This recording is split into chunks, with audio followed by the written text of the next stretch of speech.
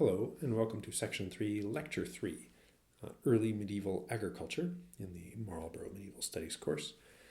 Today, I will be talking more about agricultural production in much of the early medieval period, but focusing on what agricultural production looks like in the 10th century, and talking a little bit about the pivot in the 10th century from agricultural production that is for auto consumption to agricultural production that is increasingly market driven.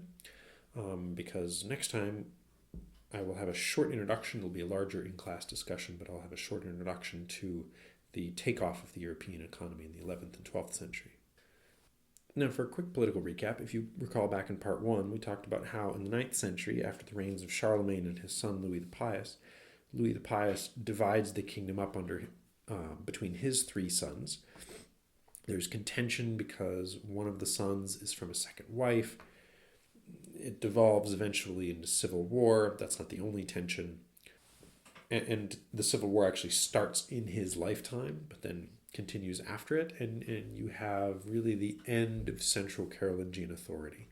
The Ottonians in Germany in the mid-10th century will recover some of this and start to create their own incarnation of the Holy Roman Empire. But by the end of the 9th century, there really is very little centralized authority. And one of the questions that we asked in that section is, how much violence is there? And we looked at some of these hilltop castles. Here a handful from Catalonia. Here's El Castillot. And you can see still to this day, fields down below, castle on a hill overlooking a set of fields that they can see and watch over. Here's another one, the Castell de Subirats, 10th century, also Catalonia, similar format. And in this one, you can really see and get a sense, and I mentioned last time, that these are not necessarily large defensive castles. These are as much about control of the immediate terrain. And in this one, it even looks something like what we think of as the early medieval manor house. We talked about what a manor house is and slave farming versus tenant farming. All of those questions are happening in spaces that look very much like this. You have some petty noble who has some connection probably to upper nobility, possibly a connection all the way to Charlemagne or whoever is emperor at that point in time. But those connections are thin and sometimes rather distant. What this time period in agriculture looks like is you have some local nobilities in their castle or manor, right? We can think of this as manorial style production. The main reason that this is important is that it sets up the types of agriculture that will be used and the types of technologies that will be used and the way in which land is put into production to produce goods. All of this is governed by this power structure in which you have a number of peasants or serfs or slaves often mixed together. Actually, we'll have peasants and serfs living under the same lord, just under slightly different tenant conditions, all mixed together under one very localized power structure. And in just a minute, we will talk about what this means for production and the types of goods that were being grown. But first I want to look a little bit at the sorts of things that people were actually eating.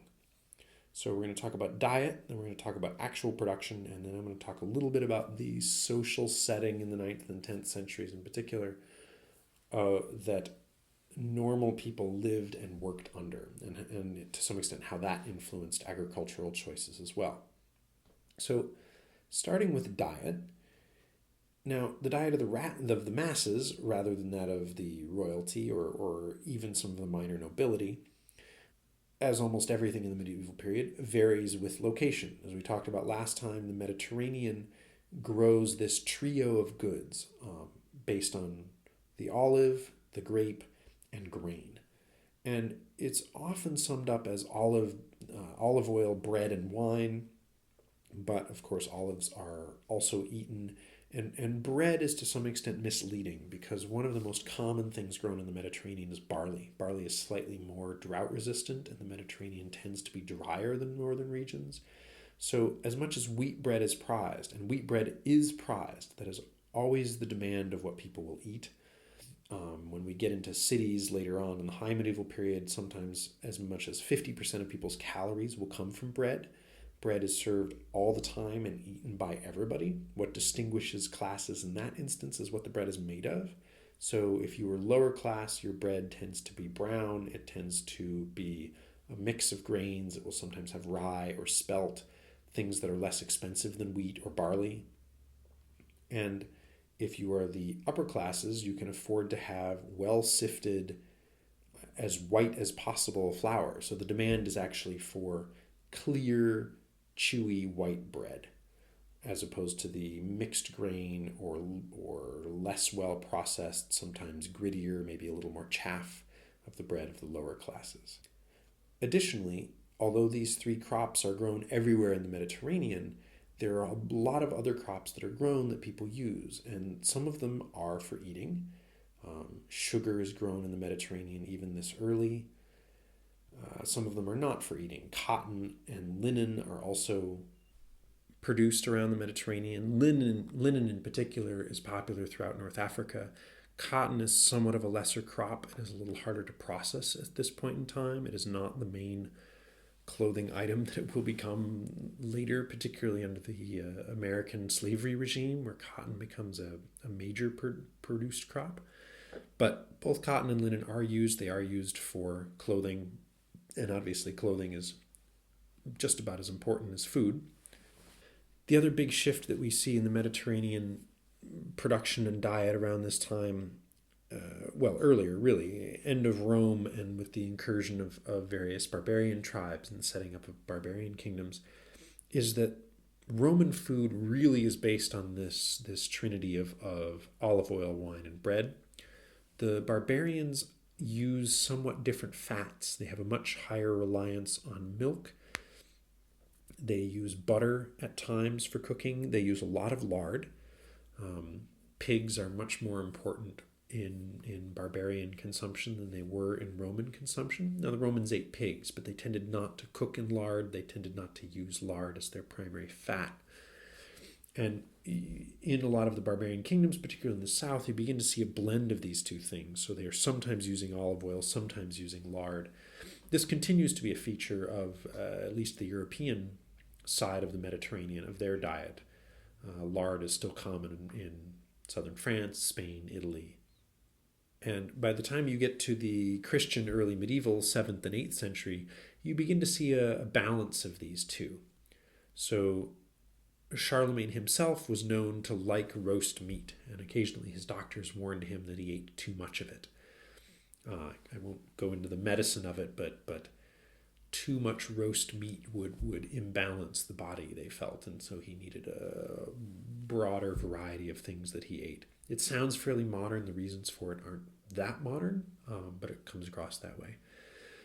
Now, his love of roast meat is considered a barbarian trait, and they occasionally note that fact about Charlemagne to indicate his barbarian status rather than his Roman status. But in addition to the roast meat and the lard, larger use of eggs also that the barbarians bring, wine and bread are really given a boost by Christian theology. As the items of the Eucharist, bread and wine become more prized and grown much wider. There's demand for them all the way north to Scandinavia, throughout England, and the vines that grow grapes spread progressively northward with Christian theology. And today, obviously, they're grown in parts of central Germany. There's some areas in southern England where they can be grown much, much further north than they would have been grown under the Romans. Now, just to look for a second at the food of those slightly better off, this is an image from the Bayeux Tapestry. The Bayeux Tapestry is this really astonishing narrative tapestry. You can see it. It has figures. It tells a coherent story of the Norman invasion of England. It has some text and labeling of items. It's very, very elaborate, and I would encourage you to Google it and look at the entire thing. But this particular piece shows, as it says, the preparation of food for the Norman army. And it gives you some sense of how food, for when it was more prepared, would be prepared, right? The lower classes tended to have a single pot. Things would be boiled in it. You might have a piece of meat to go with the grains that you were throwing into the pot, some vegetables, onions, cabbage, turnips. No potatoes, right? Potatoes are discovered in 1492. Well, discovered. They are native to Peru and they are brought back to Europe after Columbus's expedition. But there are still plenty of root vegetables to be had, celeriac and turnips and rutabagas and such.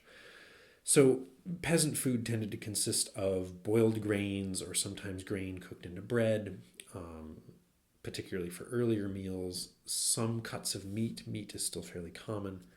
And then for your evening or your larger meals, midday or evening, you would tend to have this one pot that would have some amount of vegetables in it, usually some piece of meat. It might have pork fat back. It might just have lard added to it for sustenance and oomph. But at the table of those better to do, and the Norman army consists of people who are more privileged, certainly, than peasants, although it is not all nobility, food tended to actually be overproduced. I mentioned that Charlemagne liked just straight roast meat. That was considered, if not a quirk, at least something that not everybody shared. And you can see here they are roasting little chickens on spits. But then this group of people, I'm looking at the lower image, the group of people that the spits with the chickens or perhaps their capons are being handed to them, they're going to be chopped up and mixed with some form of sauce or prepared further before they are then handed over to the group on the right who are actually eating. And you can see the little server underneath the table bringing over the food. They tended to eat the food placed onto platters of dried bread called trenchers. So having some form of sauce to go with the meat then would eventually make that bread palatable and edible so you could eat your plate at the end of the meal.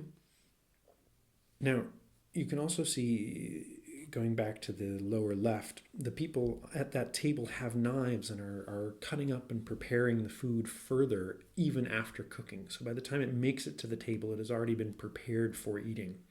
Now, most of the people sitting down have knives and they can cut things up if need be, but generally the food has been fairly thoroughly prepared. And this is a tendency that you see in the early medieval period that becomes much greater in the late medieval period. If anything, the food is over-prepared. You are just as likely to take a chicken and roast it and then cut it up into little bits and maybe grind it with some spices and turn it into a shape or a meatball that you will then boil, and that will be served.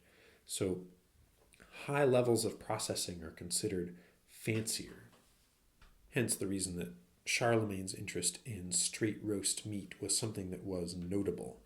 There's actually an early medieval monastic recipe, and the monasteries tend to lean towards, and if you remember, we said that they're often places where nobility's other children would end up, particularly to control land within the family. We talked about this particularly with the Merovingians. So their tastes tended to mirror these noble tastes. There's a recipe from a monastery for a giant egg, where you take 50 eggs and separate them, or even more than 50. It says take a whole bunch of eggs. And you take the yolks and you fill the yolks in a sheep bladder, and then you fill the whites in a cow bladder or another organ that will hold that much. And you suspend the inner one in the outer one and then boil that entire thing, so that when you cut it open, basically what you have, if you can imagine it, is maybe twice the size of a football, but it is a giant hard-boiled egg, or it is meant to look like a gigantic hard-boiled egg. So this sort of trick of production and high levels of processing tended to typify noble cuisine, rather than the peasant pot that we talked about before. So turning now to production, there are a bunch of questions in agricultural production that start in the early medieval period, but are persistent questions, in some cases all the way up to the 19th century. And a lot of those revolve around grain yield, which I will talk about a fair bit, as well as the types of technologies used. Now, what you were looking at here This is one of the oldest forms of plows known, and as you can see, this is a model from an Egyptian tomb. So very, very old method. You basically tie a large stick to a draft animal. In this case, these are probably oxen. Oxen were more common in Northern Europe. They used sometimes mules in Southern Europe, but oxen are still used in places in Southern Europe. Horses get used a little bit later. They're only just starting to be used in the 10th century, and I'll return to that in just a second. But you attach this stick to your draft animals, and then you have a second lever piece that you use to push into the ground, and as the animals march forward, you cut yourself a little furrow. Now, this is referred to as a scratch plow because you were actually just scratching, right? You were cutting a few inches into the soil. It makes a nice row where you can then drop the grains that you want to grow. And this type of plow gets used and actually continues to be used until well into the late medieval period, in some places the early modern period, depending on where you are. It's a staple of agriculture. But what this doesn't do is really turn over the ground. It doesn't cut out roots of weeds. It doesn't do a number of things that work well for the type of grain that you want to grow. Now, there's this second type of plow, and this is an image from the 12th century from a manuscript called the Moldboard Plow. And if you look, it's a much more complicated mechanism. It has a couple of wheels to keep it stable. In this case, it is connected to a horse. But the plow itself is actually two parts. It has the cutter on the front, which works very much like a scratch plow, but then it has this longer triangular piece behind it, and that is the moldboard. And what that does is, as you cut your furrow, the moldboard cuts in at an angle and digs out several inches of soil and flips it over. So you expose the roots of any weeds. It can dry out that part of the soil so that you don't have foreign plants that grow as much. Obviously, this doesn't prevent weeds, but it can also get down to darker, richer soil fairly easily. Now, the reason that these two different types of plows are important is it says something about how technology was adopted. The moldboard plow with the horse collar, and this is why horses are important, you can't just stick a rope around a horse's neck. The lower part of their neck is such that if you put a lot of drag on it, it will choke them. And oxen don't have that problem. Cows, you can put a rope around their neck and pull, and they'll just keep pulling, and they're okay. So the horse needs this collar that sits against its shoulder bones so that it can really pull. And horses are much more effective draft animals if you have this collar. And this is invented in Europe around this time, and it's one of the things that gives agriculture a boost. But the plow itself, I don't want to associate the moldboard plow with the horse, because moldboard plows can still be pulled by oxen, and scratch plows are still in some cases pulled by horses. Now, the reason that this is important, some of the earliest moldboard plows existed in late Rome. It's something that we know that they had access to and could use, but that doesn't mean that everybody used it. And part of the choice comes down to your access to capital and your ability to finance your farming. And some of it comes down to the type of soil you're using. Moldboard plows work well in alluvial soils. They work well in deeper or denser soils. So they might work well in parts of the Nile River. They certainly work well in northern central France and much of central England. In drier, lighter soils or sandier soils, you don't necessarily want to turn over that much dirt because some of it will blow away. You can encourage erosion more. So along parts of the Mediterranean coastline, particularly in Spain, parts of Italy, you see continued use of the scratch plow well after people know what a moldboard plow is. They simply aren't choosing to use it. Another factor in whether or not the plow got introduced, as I mentioned, is access to resources. And one of the facets that's important about this type of agriculture with the centralized lordship with their lands around it, although as we mentioned last time, the lands sometimes could be very distant, is that the lands were divided up. The lands were divided up in an open field system. So the peasants or the tenants would have sometimes little strips of land divvied up between themselves. You'd have a single large field, and everybody would own a certain number of strips. And part of this has to do with mitigation of risk, so that if a handful of animals charge across the field and trample a certain segment, it's unlikely to be trampling one person's segment. It gets divvied up between several people. So you all collect from one field, and that grain then gets shared. Additionally, within the field, there would be areas called the domain, and it's spelled Demesne. So if you see that word, pronounce domain. That was the part of the field that the Lord owned. And the domain was considered separate from the fields owned by the peasants. Sometimes the practices used on that field would be different. And this also tended to be one of the dues that peasants owed to the Lord of the land, is work on their field. So it wasn't even a payment in kind. We talked about the difference between monetary and payment in kind. In this instance, peasants don't grow food and then give a certain portion of it to the Lord, although that also is a common form of due. What they would owe is actually labor. So they would spend 4 days a week, actually probably 5 days a week, working on their fields, and then 1 day a week they would have to go and work on a domain field and do some of the labor for that piece of land. Other forms of payment might include work of animals. So if you were a wealthy enough peasant to own a couple of cows or a couple of oxen, then you might pay part of your dues by you and both of your oxen going to the Lord's land and plowing for 1 day a week, or doing heavier labor like that. You might still pay them a customary due of some portion of what you grew in your own field, but the fields are divided up that way. And one of the differences that you sometimes see between domain land and peasant land is that the domain land has the resources of the Lord behind it. So there are times when the Lord might own a moldboard plow, but perhaps the peasants don't have the resources to own one. Certainly not alone. They might have the resources to own one as a group that they would then use in this open field system where they all owned a small piece of the field. Another technological practice that you see developing throughout the early medieval period are practices of crop rotation.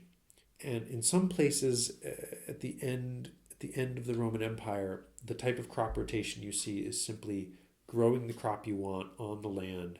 You do that for a couple of years. Eventually the soil is less productive, and so you let the land go to fallow, where you don't grow anything on it. You let weeds and other wild plants grow up on it. And when you burn or plow in those wild plants, you are adding new nutrients to the soil. So by letting land go fallow, you re-enrich it, and then you can grow crops on it a few years later.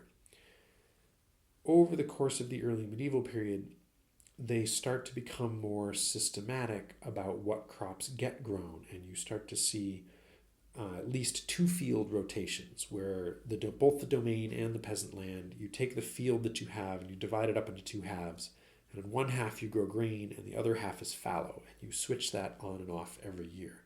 And that still will tend to deplete the soil, and eventually you will have to let the whole thing fallow for a little while to renew it, maybe a few years, 3 or 4. But this 2 field rotation tends to greatly increase the average amount of output. And what it does is it reduces the chances of a terrible harvest, even though it keeps the amount grown per year a little more steady. So if you fallow for several years and grow for several years, the first year you grow, you might get a really good crop, but the third year you grow, you get a mediocre one. In a 2 field rotation, all of that is a little more stable. There's also a 3 field rotation, and the 3 field rotation will become common and normal in the later part of the medieval period, but again, it depends a lot on the location and the type of soil that people are growing on. In the early medieval period, you do see it, but it is not as common as it will be. And one of the best form of 3 field rotation, and it's exactly what it sounds like. You take your field, you divide it up into 3 parts. The best form of doing this, you would have 1 part grown in grain, barley or wheat, perhaps oats or rye, and you have 1 part that you grow a nitrogen fixing crop. And this could be something like vetch, that is a good animal feed that you are going to use. You use that then to feed the oxen that are doing the labor, or goats or sheep or other animals that you might have to produce milk or meat. But you can also grow human food on that as well. You can grow things like garbanzo beans in particular in the Mediterranean, or fava beans. Fava beans act as a very good nitrogen fixer. They are something that humans can eat, and you do see them in diets throughout the medieval period. And then the third field you let fallow. So you have one nitrogen restoring crop, one fallow section of field, and one grain producing field. And this has the effect of keeping the soil fairly enriched. A 3-field rotation can be kept going for a long time.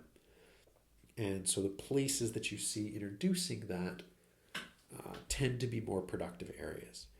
Now, things like a 3-field rotation doesn't have as much to do with your capacity to purchase goods, to purchase animals. So you don't necessarily see a difference between the domain and peasant lands in this sense, the way that you might for something like the type of plow used. And you might also see that for the amount of manure used as well. If you could afford a lot of animals, you had more manure to spread on the fields, which tended to lead to long-term health and productivity.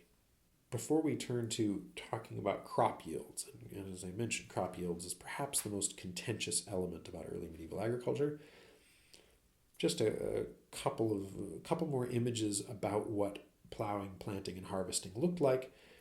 Here you can see a moldboard plow on the left. You can see it's wheeled, just like the other one, horse-drawn with the horse collar. It has a metal cutting blade on the moldboard itself to really dig into the ground and turn it over.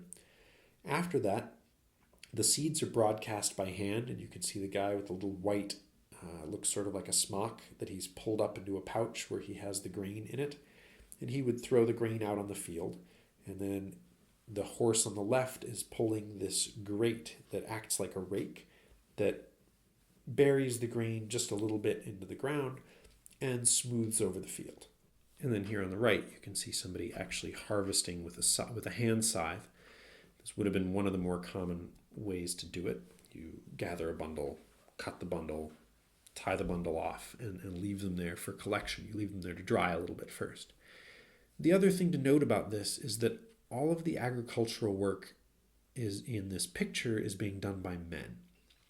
This is not universally true. There are certain elements that women do perform in terms of agricultural labor, but much of the heavier or considered heavier labor, the driving of animals, that was all done by men. Women's jobs tended to be weeding jobs, jobs where you had a hand tool that you were working in between rows of already growing crops. Women tended to tie off and tend to grapevines in particular.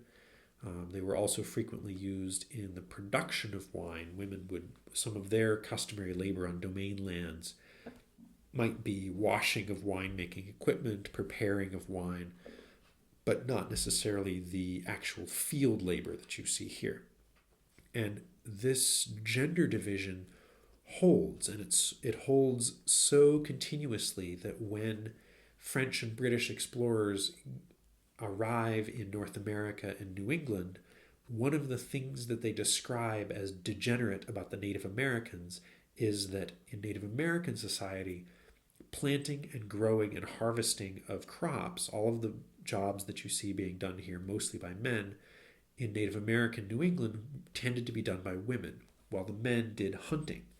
And in England, hunting was considered a leisure pursuit.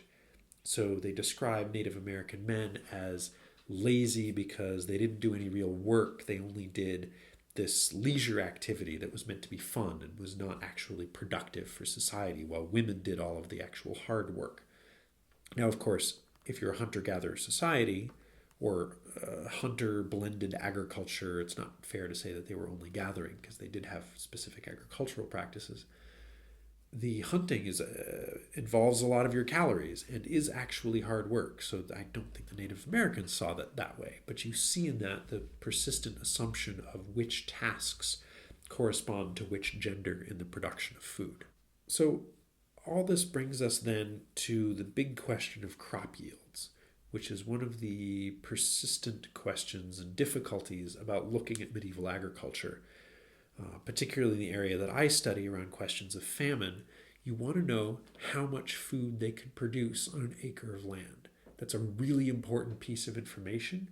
It's a very, very difficult piece of information to get. We have it in some times and places, particularly by the time you get to the 14th century. We have a lot of information about it from England, a tiny bit of information about it for France, and a little bit of information about it for Italy and parts of Spain. But in this earlier period, in the 9th and 10th centuries, we are virtually only guessing. When we talk about crop yields, it tends to be referred to as a ratio. So if I say the yield is 5-1, that means that if I plant 1 pound of wheat in a field, when the grains grow and I harvest all of the sheaves of wheat and beat the grains out of them and weigh out the grains that I get when I've removed all of the straw, that should weigh 5 pounds. So you get 5 pounds of grain out for the 1 pound of grain that you harvest. And where this ratio is varies a lot by people's guesses and depends a lot on how productive we think medieval agriculture was generally. And the range of numbers that you will see is extremely wide. They range from about 3-1 all the way up to in the 20s, so 25-1, say. And obviously the difference between 3-1 and 25-1 is massive. Now, just for a little point of comparison, using modern fertilizer and modern strains of grain, wheat in particular today tends to get around, it should get 50-1, right? So it's much more productive than it used to be. Part of this also is the discovery of things like corn. Even corn in the 16th century could get as high as 50 or more to 1 in terms of seed ratio. And today corn is around 100-1, sometimes higher. And part of this depends on how much synthetic fertilizer, the type of farming method that you're willing to use. Right? There's all of these questions still apply to what our harvest ratios are. But suffice to say, in the medieval period, if we're still debating between 3-1 and 20-1, the difference is huge, and getting that right has a lot of import in terms of how much land somebody could survive on, how prone the society was to periodic bouts of undernourishment or famine, as well as how much excess goods would be available for sale, right? How much is agricultural production a driver of the economy? Now, to look at this question, I'm going to turn to an archaeological site where I actually took a summer class in Catalonia. And the site is called Roda de Ter. The location is called the L'Esquerda Archaeological Site in the town of Roda de Ter. And one of the things that they do there is experimental archaeology. And I'll get to why that's important in just a second. The crop yields that are usually assumed throughout this time period are in the 3-1 to 5-1 range. A lot of people refer to it as only auto consumption. They barely grew enough to survive on what they needed, and by the time you put away, if you had to put away, say, 1/4 to 1/3 of your crop for seed for next year, you had to pay some portion to the Lord. If you were a serf and you had to pay a fairly large amount. It could be that in your 3-1, 1/3 of it was for next year, 1/3 of it was for the Lord, and only 1/3 of it was for you. So that meant if you got one seed out to eat for every seed that you planted, you really needed a fair amount of space, and you were constantly fairly close to starvation. And that is often how this, particularly the early medieval time period, is described. You sometimes see people who say, well, it was probably more like 5-1, and in a good year you could get 8-1 and store some extra for the future. Now, Roman writers, there are a number of Roman agricultural manuals, particularly from the 2nd and 3rd century, and they're often written by wealthier people at their Roman estate in the country saying, here is how agriculture should be done. And it comes off as more of a leisure pursuit, and it's them playing around with agriculture to see what they can learn. But these manuals still describe yields that could be as high as 12-1, maybe 8 or 9 to 1 for wheat, but certainly more than double what some of the more pessimistic estimates are for early medieval production of grain. These estimates are often dismissed because they are the work of wealthier classes. They are on perhaps experimental plots of land that don't have to grow the same thing year in and year out. They have access to a lot of resources. It could be highly manured land. So they're sometimes considered an idealized form. And the numbers that they give are considered to be high compared to standard peasant agriculture. And this is where this village comes in. Here's an overhead view. You can see it's a fairly small village. There are a number of houses. You can actually see the large wall on the right is one of the walls of their parish church. It's a fairly good-sized church, actually. And if you look, the little oblong holes in the ground to the immediate left of the church, those are actually burial spots where they would cut a hole in the rock that is exactly the size of the person that they want and set the person in it, put a rock slab over them and bury it. So everything is included in this little village. Here's one more view of the modern site in color, and you can see it's on this bend in a river. You can see a great distance from all directions. It's perched right on the top of the hill, and their fields would have been down below. So in this instance, it's not the manor that is on top. It is actually the village itself. Their lord would have lived in a more distant location, and it's likely that they would not have had as many labor dues as they would have had payments of actual agricultural production. I believe the lord of this specific village is actually the Bishop of Vic, which is about 10 miles away. And it's a fairly important bishopric in northern Catalonia. So a few times a year they would have had a visitor from their regional lord who would have said, well, I need to collect the dues. It's possible that they could have gone to do some labor at least a couple of days, maybe one day a month. It's not something that they would do as routinely as I might have described before. Now, one of the things that is interesting about this village, I mentioned before the open field system, they appear to have only had a couple of grain storage houses. So for this particular village, not only did they use an open field system, but when they harvested, they brought the grain back and it would have been put in perhaps bins divided by families within the grain house, or it could have just been held collectively and everybody knew what portion of it they were entitled to. Now, one of the reasons that this site is important archaeologically is that one of the things they have tried is a system called experimental archaeology, where you try to imitate life and practices and material goods from a certain time period in the past to guess at the type of archaeological record it would have left behind.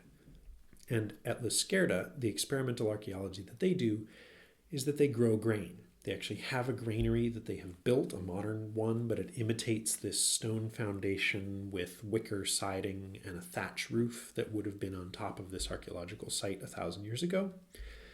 And they grow grain using wooden plows and broadcast method like you saw in the picture before. And then they look at how they measure rainfall and weed quantity and wind and weather and look at how much grain would have been grown over a certain amount of time. And they did this over about 10 years, a little bit more than 10 years, so that you have a series of data looking at what a normal decade might look like. Now, obviously, this is 20th century weather. We talked about climate at the end of Rome. We're going to talk about climate again. So it's not to say that the weather is exactly the same as it would have been 1,000 years ago, but it gives us a sense of what the patterns might have been like. And here's the wheat that they grow. It's called emmer wheat. It's an old style of two-row wheat. You can see the 2 rows of seeds with their little beard coming off the sides. That's actually my hand. And it's an old variety of wheat, so it doesn't take into consideration a lot of the modern crossbreeding that leads to much more productive types of grain. And you can see here on the right one of their fields that they've planted. Now, when I took this picture, this was a very bad year. This is one of the lowest yields that they had gotten. You can actually see, and this is one of the interesting things about the experiment, you see this green line running up the middle of the picture. That green line is a rift in the rock underneath the soil where there are a lot of minerals available. So you get this very productive, thin little strip. And it's reasons like this that probably encouraged the open field system. You weren't sure until you had planted in a place a number of times what exactly the crops were going to look like. And so it was sort of in everybody's interest to have thin slices to mediate whatever would be the really good parts or perhaps the really bad parts, so that nobody ends up with just the swamp while another person gets the most productive piece of the field. Now, what's astonishing here is that in this really bad year, the harvest numbers are 4 to 1. Or perhaps 5 to 1. When they have really bad years, it looks like what the documentary historians say is average.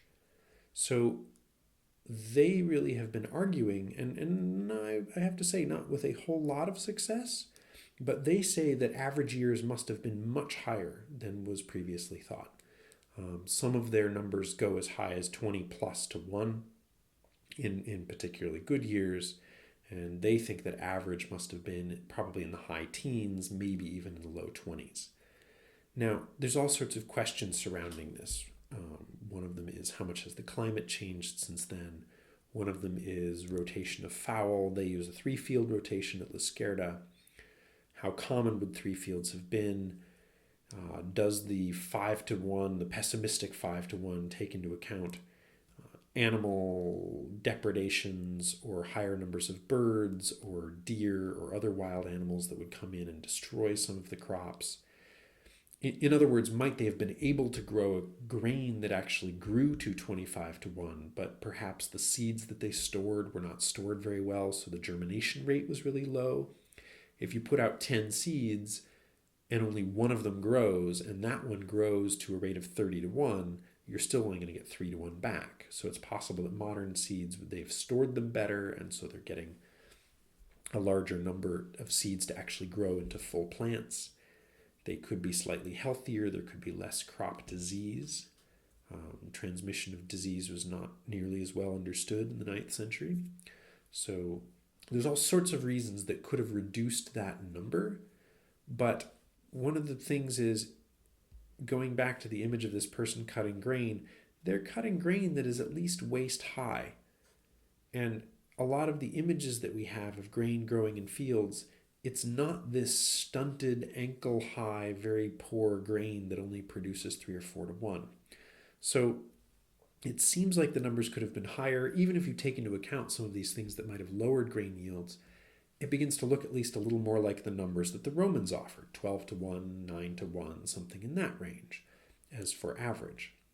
Now, we'll come back to this when I talk about my dissertation research, because I also have grain numbers that put it at about 12 to 1, and I will describe those more thoroughly in a couple of lectures. But I hope it's clear how you can see how this question of agricultural technology, productiveness of the land, has a lot of import for how we view society. If peasants are able to grow grain at 12 to 1, or let alone 20 to 1, then they wouldn't need nearly as much land. They would often have grain available for storage. If they had a fair amount of storage available to them, they could cover up years that were, or they could survive years that were bad. Society as a whole would be much more famine resistant, and they would potentially have much more available for trade. It would be a productive sector of the economy that would serve at times to enrich peasants, but also to drive the amount of goods moving around if everybody has the ability to produce a surplus with much less land. I should also note that the experiments done at La Scherda, this is not the only place in Europe that they've been done. They actually are modeling their practices on a place called Butzer Ancient Farms in England. Butzer also has relatively high numbers, and the other places that have tried this, it tends to mirror what they've done at La Scherda. So it is also not simply a one-off location, this one little hill in Catalonia. Numbers like this also appear from central England.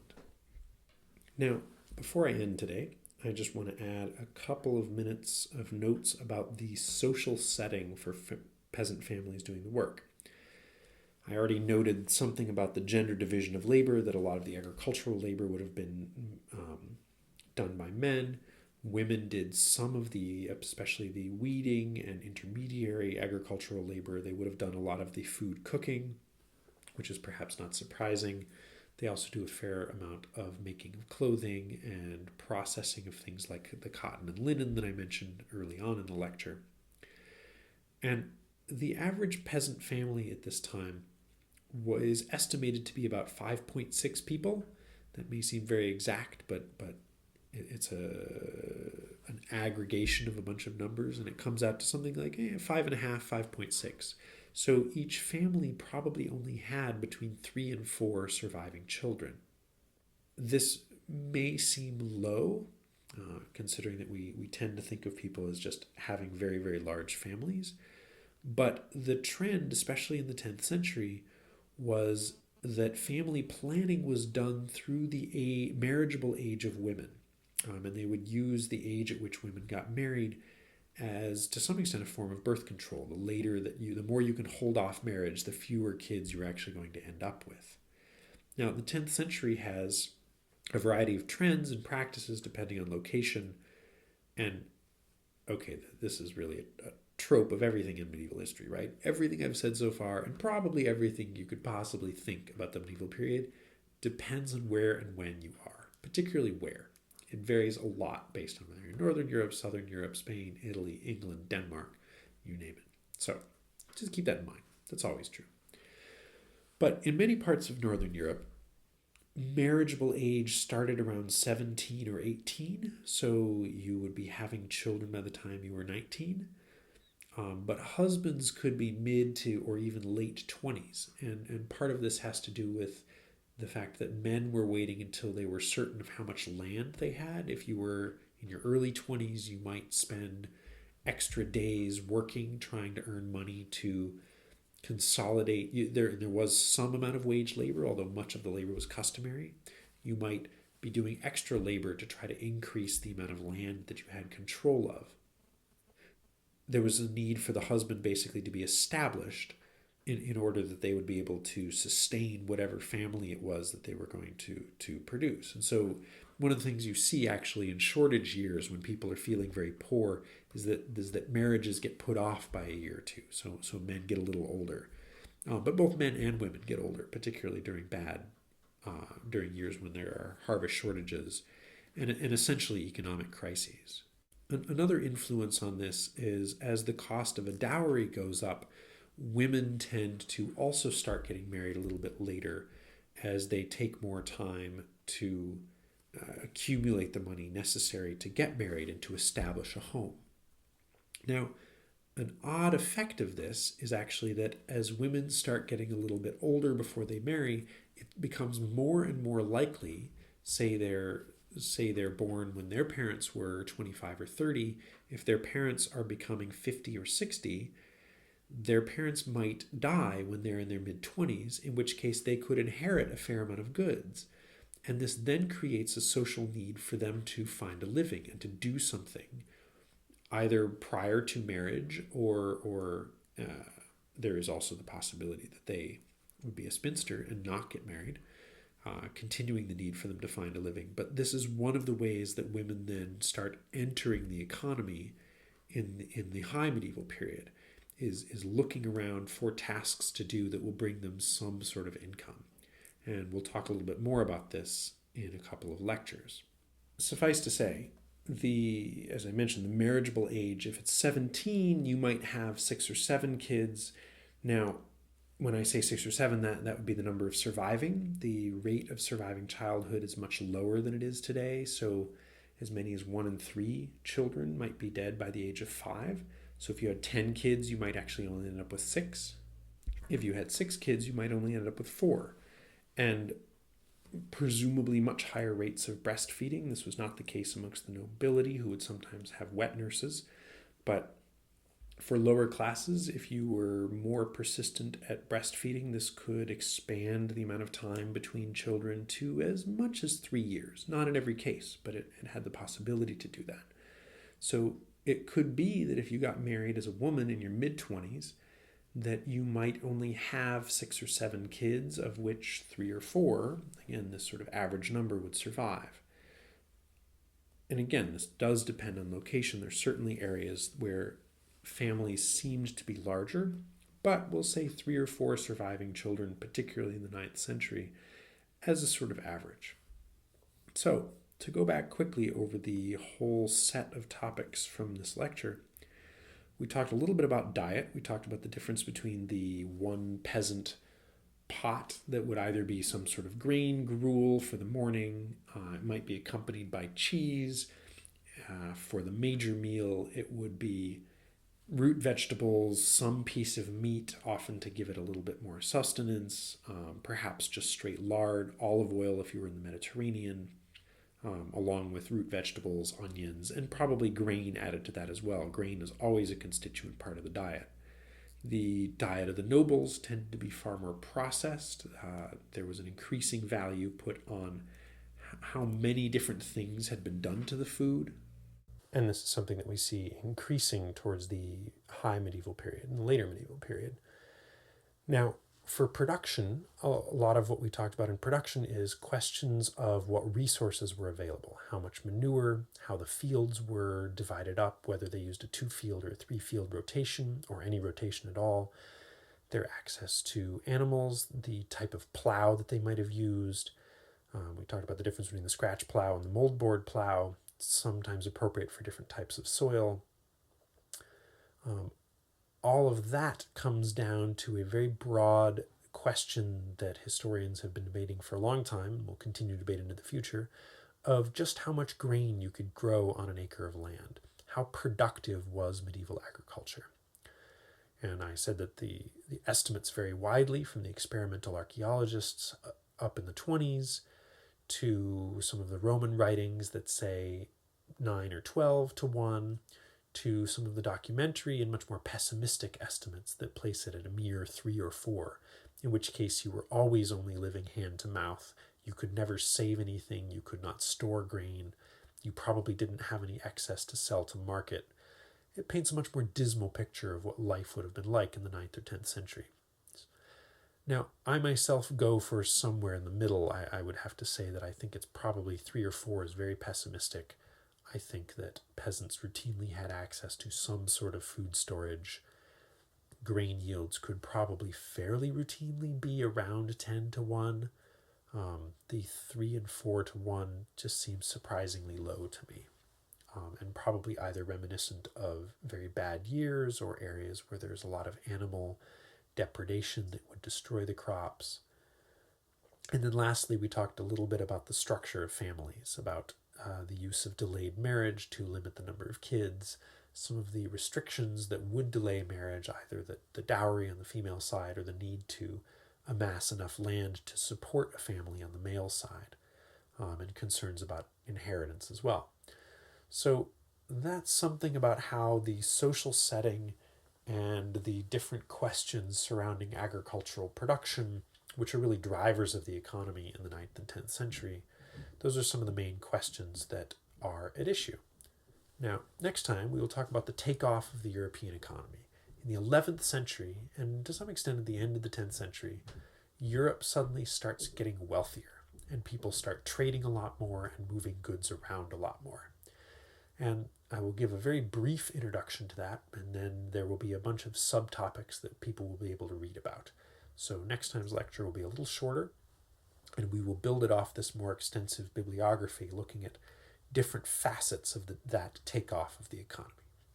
So that is the end of section 3, lecture number 3, the early medieval agriculture.